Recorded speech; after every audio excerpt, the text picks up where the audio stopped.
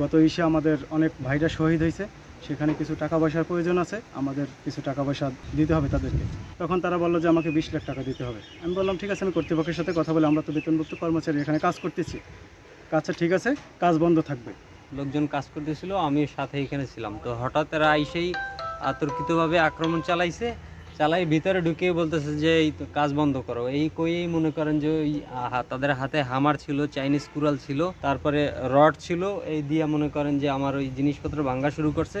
ইতিপূর্বে আমরা শুনেছি যে কিছু ছাত্র সমন্বয়কের পরিচয় দিয়ে কিছু লোকজন চাঁদাবাজি করে। তো আজকে আমি এখানে আসলাম, এখানে পৌরসভার একটি মডেল মসজিদের নির্মাণ কাজ চলমান আছে।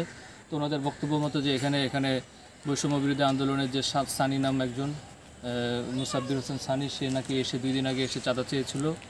তারপরে চাঁদা আজকে এসে সে নাকি ভাঙচুর করেছে এবং এখানে তাদের যে 5 লাখ টাকা ছিল সেটা নাকি নিয়ে গিয়েছে, এটা তাদের বক্তব্য মতো। তো আমরা বিষয়টি তদন্ত করে দেখব এবং আমরা আশেপাশের ভিডিও ফুটেজ, সিসিটিভি ক্যামেরা এগুলো যাচাই বাছাই করে যদি আমরা কাউকে এরকমের পাই যে সে ছাত্র সমন্বয় পরিচয় দিয়ে যদি চাঁদাবাজি করে, আমরা অবশ্যই আইনের আওতায় তাকে নিয়ে আসবো।